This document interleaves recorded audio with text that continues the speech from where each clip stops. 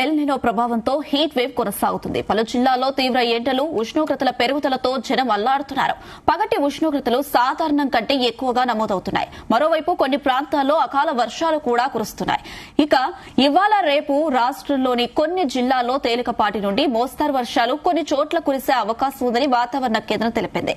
ఇవాళ ఆదిలాబాద్, ఆసిఫాబాద్, మంచిర్యాల, నిర్మల్, నిజామాబాద్, మెదక్, కామారెడ్డి, మహబూబ్ నగర్, నాగర్ కర్నూల్, వనపర్తి జిల్లాల్లో వర్షాలు కురిసే అవకాశం ఉందని వాతావరణ కేంద్రం తెలిపింది.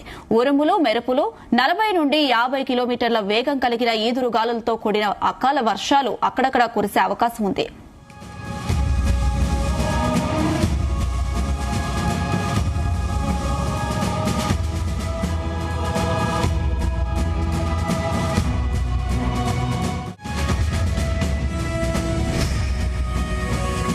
ఇదే అంశానికి సంబంధించి మరిన్ని అప్డేట్స్ మా ప్రతినిధి రాజు పటేల్ అందిస్తారు. రాజు పటేల్, అటు తెలంగాణలోని ఎల్ నినో ప్రభావంతో అయితే హీట్ వేవ్ అయితే కొనసాగుతుంది. అటు పలు జిల్లాల్లో ఎండల తీవ్రత కూడా బాగా ఉంది. మరి నేపథ్యంలో ఈ రోజు రేపు అక్కడక్కడ వర్షాలు కురుస్తాయంటూ కూడా వాతావరణ శాఖ హెచ్చరించింది. దీనికి సంబంధించిన డీటెయిల్స్ ఏంటి? Good afternoon Anusha. El Nino effect అనేది తెలంగాణ పైన విపరీతంగా చూపిస్తుందని చెప్పవచ్చు. ఈ ఎల్ నినో ప్రభావం తోటి తెలంగాణలోని చాలా జిల్లాల్లో కూడా హీట్ వేవ్ కొనసాగుతుంది.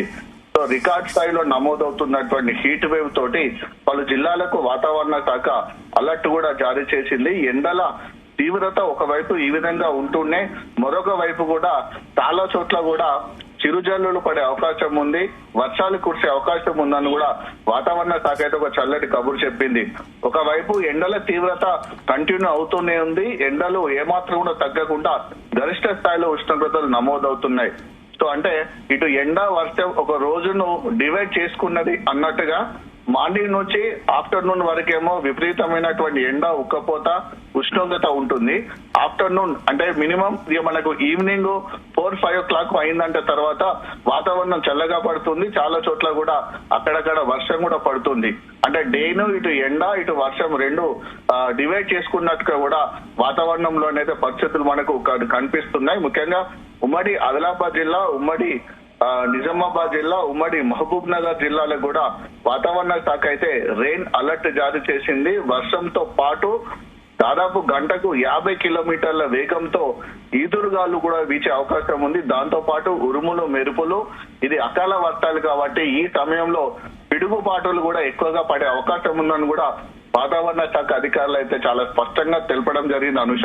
సో ఇలాంటి పరిస్థితులలో చాలా చోట్ల కూడా ఎండ వేడి వాతావరణం అయితే కంటిన్యూ అవుతుంది. ఈ రోజు ఆదిలాబాద్, ఆసిఫాబాద్, మంచిర్యాల, నిర్మల్, నిజామాబాద్, మెదక్, కామారెడ్డి, మహబూబ్ నగర్, నాగర్ కర్నూల్ జిల్లాలతో పాటు వనపర్తి జిల్లాలో కూడా వర్షం కురిసే అవకాశం ఉంది. ఉరుములు, మెరుపులు దాదాపు గంటకు 40 నుంచి 50 కిలోమీటర్ల వేగంతో కూడా ఈదురుగాలు వీచే అవకాశం ఉంది.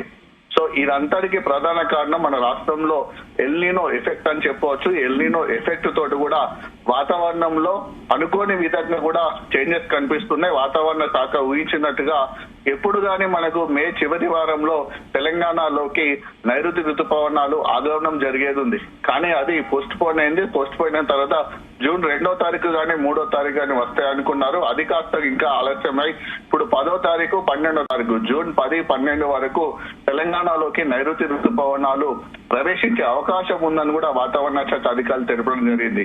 అంటే ఎల్ నినో ఎఫెక్ట్ తోటి నైరుతి ఋతుపవనాల ఆగమనం కూడా చాలా ఆలస్యం అవుతుందని చెప్పవచ్చు. క్రమక్రమంగా చాలా మెల్లగా కదులుతున్నటువంటి నైరుతి ఋతుపవనాలు మన తెలంగాణ రాష్ట్రాన్ని తాకడానికి మరొక 10 రోజులు పట్టే అవకాశం ఉంది. సో ఇది 10 రోజుల వరకు కూడా అక్కడక్కడ వాతావరణంలో వస్తున్నటువంటి మార్పుల వల్ల మాత్రమే చిరుజల్లు కురిసే అవకాశం ఉంది, అకాల వర్షం కురిసే అవకాశం ఉంది. కానీ పూర్తి స్థాయిలో వానాకాలానికి సంబంధించినటువంటి ఏదైతే వెదర్ ఉంటుందో, ఏ రకమైనటువంటి వర్షాలు అయితే పడతాయో ఆ వర్షాలు మాత్రం ఇప్పట్లో కురిసే అవకాశం లేదు. ఈ రోజు కొన్ని జిల్లాల్లో తేలికపాటి నుంచి మోస్తారు వర్షాలు కురిసే అవకాశం ఉందని కూడా వాతావరణ శాఖ చెప్పింది. ఇప్పటికే మనకు విపరీతమైనటువంటి హై టెంపరేచర్, వడగాలులతోటి, వడదెబ్బతోటి కూడా జనం అల్లాడుతున్నారు. సో ఇలాంటి పరిస్థితుల్లో ఇదైతే వాతావరణ శాఖ చెప్పింది అయితే ఒక కూల్ న్యూస్ గా మనం భావించవచ్చు అనుష. పగటి ఉష్ణోగ్రతలు సాధారణం కంటే ఎక్కువగానే నమోదవుతున్నాయి. At the same time night time ఉష్ణోగ్రతలు కూడా గరిష్టంగా ఎక్కువగానే నమోదవుతున్నాయి. రాత్రి సమయంలో కూడా దాదాపు 2 నుంచి 4 డిగ్రీల వరకు ఎక్కువగా ఉష్ణోగ్రతలు నమోదు అవుతూ ఉండడం వల్ల రాత్రి సమయంలో కూడా చాలా ఉక్కపోత వస్తుంది. సో ఉక్కపోతకు ఈ వేడికి జనం అయితే తీవ్రంగా ఇబ్బందులు పడుతున్నారు, తల్లడిల్లిపోతున్నారు. సో గ్రామాల్లో కనుక చూసుకుంటే ఎండాకాలం వేసే కాలంలో చాలా మంది కూడా ఆరు బయట నివసిస్తూ ఆరు బయట కూడా నిద్రిస్తుంటా అంటారు. ఎందుకంటే చల్లటి గాలి వస్తుంది కాబట్టి. కానీ ఆ సిచ్యువేషన్ కనిపించడం లేదు. చాలా మంది రాత్రులు కూడా పడుతున్నటువంటి ఈ వేడి ఉష్ణోగ్రతతో కూడా నిద్రలేని రాత్రులు కూడా గడుపుతున్నటువంటి సిచ్యువేషన్ అయితే మన రాష్ట్రంలో కనిపిస్తుంది. సో ఇలాంటి పరిస్థితులలో ఒకవైపు ఎండ, వేడి, ఉష్ణోగ్రత, వడగాళ్ళు, మరొక వైపు అకాల వర్షం. సో ఇలా ఈ టైప్ ఆఫ్ వెదర్ తోటి కూడా జనం అయితే ఉక్కిరిబిక్కిరి అవుతున్నారు, చాలా పరేషాన్ అవుతున్నారు. కాబట్టి వాతావరణ పరిస్థితులకు తగినంగా ప్రజలు స్వీయ రక్షణ చర్యలు చేపడుతూ చాలా జాగ్రత్తగా ఉండాలని కూడా అటు వెదర్ ఎక్స్పర్ట్స్ కూడా ఇటు అధికారులు కూడా చెప్తున్నారు. Anusha. Right Raju Patel, thank you.